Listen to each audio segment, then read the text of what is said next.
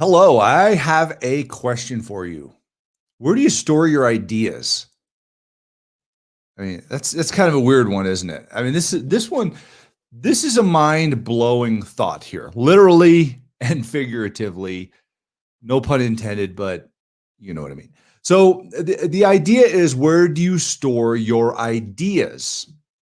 That's a weird question to ask somebody because in all reality, this is a problem for you. This is a problem, and it's also a challenge.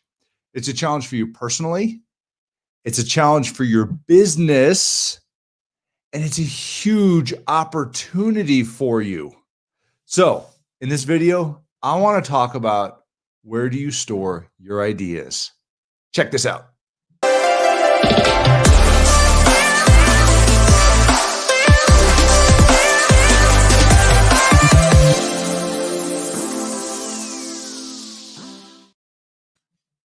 This is kind of an interesting concept here, and it's one that later on you're going to go, thank you for bringing that to my attention.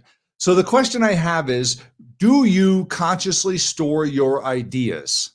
Do you? And you might go, yeah, I remember things. That's not what I'm talking about here, because you don't remember things. Science proves that you don't. Psychologists prove that you don't. This is something that is a little bit of a challenge for us, because there are two different things we're talking about here, and I don't want you to confuse them. The first one is if you have to do something, and the second one is if you want to remember something. So think about those differences to begin with. You have to do something. What happens if you have to do something? So there's something called the zygonic effect, which is you have to do something. That's like if you're at a restaurant, remember going to those? You're at a restaurant and let's say there's 5 people at your table, and the waiter or waitress comes up and says, okay, I'm ready. What do you want to eat? And you go around the table and everybody says, here's my order. And they didn't write anything down. And they're like, you're going, how did they do that? I mean, we've all been there. In fact, some of you probably are really good at that, right?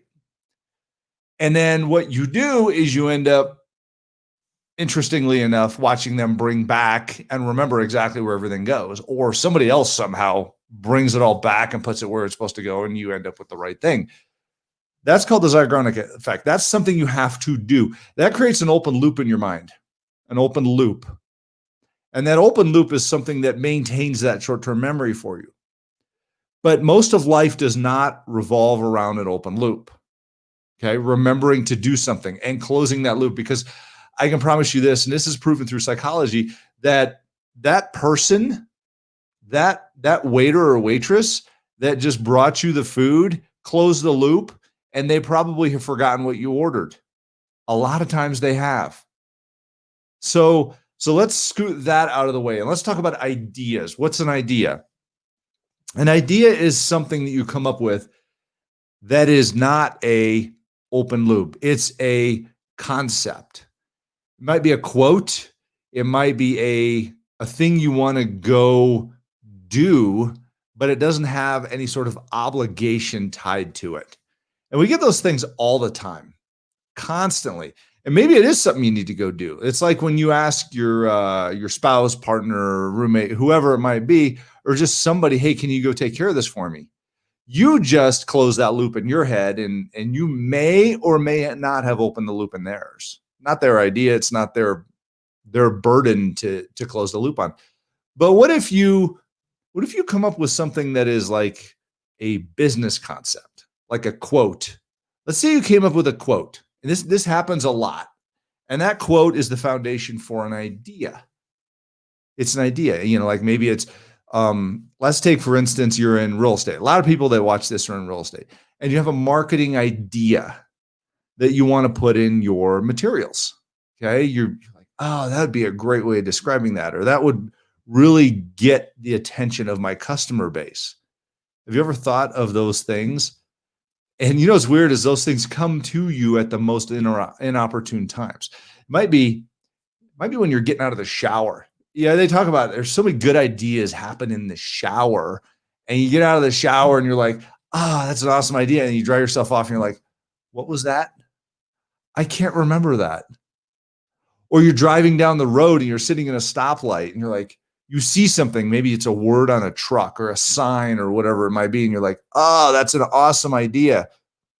But you don't notice what it is. Why not?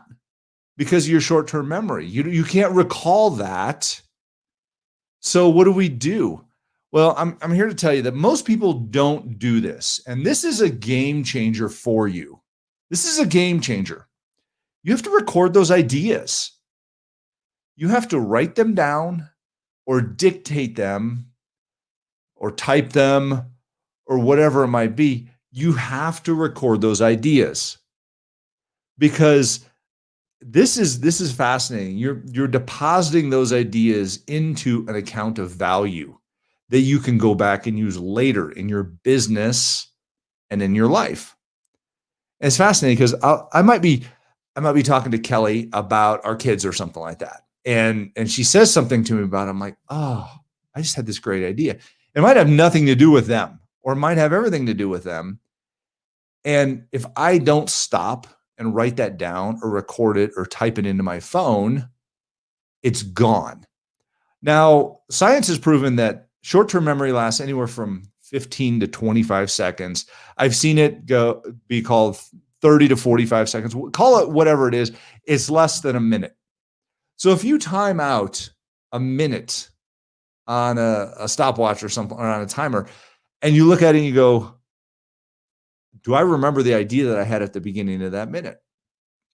You may or may not remember that idea. Why didn't you record it? So where should we record these things? And I mentioned a few places, writing things down, an idea journal. You got to carry it with you though. You see the reason?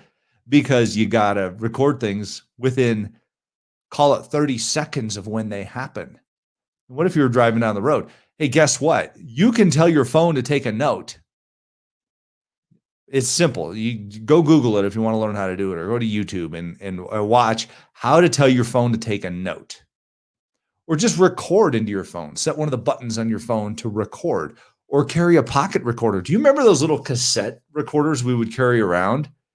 And you're like, think about this. Or you would like dictate into your recorder and you go back and listen to it later.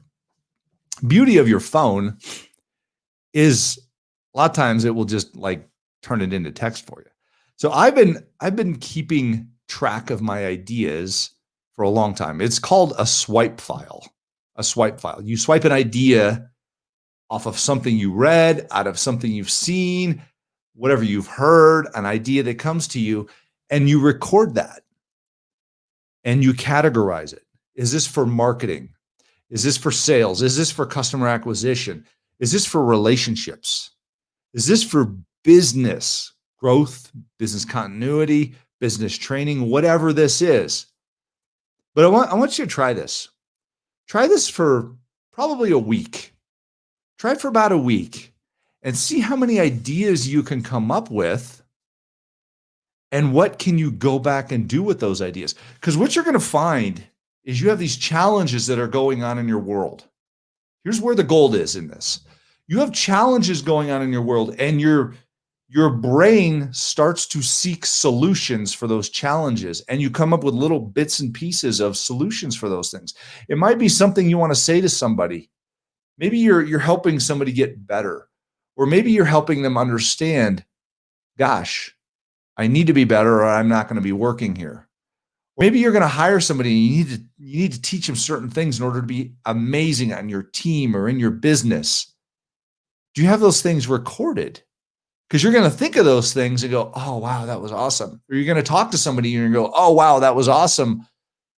And if you record those things, go back after this week of recording them and take a look at them. So you always wonder, I get this question a lot. Adam, where do you come up with this shit? I mean, right? Give me a thumbs up or a heart or something like that if you're sitting there thinking that. But the reality, I get that question a lot. And you know what it is? I record it. I write it down. And then I sit there and I look at it and I research it and I think about it and I go, is this valuable? Is this valuable? And the reality is Almost every time, yes, it's a valuable piece of information that can help somebody or help me. Help me get better, help you get better. That's what life is about, is helping people, right? But you can't if you have no gas to put in the tank of ideas. The only way you can do that is if you record your ideas. There are several ways. I mentioned them. Write them down. I have an iPad here that I can record stuff. I can shoot a video of myself talking about it, which, by the way, is a great way of recording things. You can go online and talk about it. Just do a quick Facebook Live. By the way, it'll make you better at doing Facebook Lives. You can type it in. You can write it on a scratch pad or a napkin or whatever it might be. Who cares? But record them into one place and go back and look at those things. And then figure out what's valuable, what's not. But the bottom line is you're not losing value by writing it down. You're keeping that for when you need it. That's my thought for today. So don't let these ideas get away from you. Don't let your ideas get away from you. Deposit them in a swipe file of your ideas and watch the magic happen. Have a great day. Love you guys. Thanks for all you do. Be safe, be well, be strong. Talk to you soon.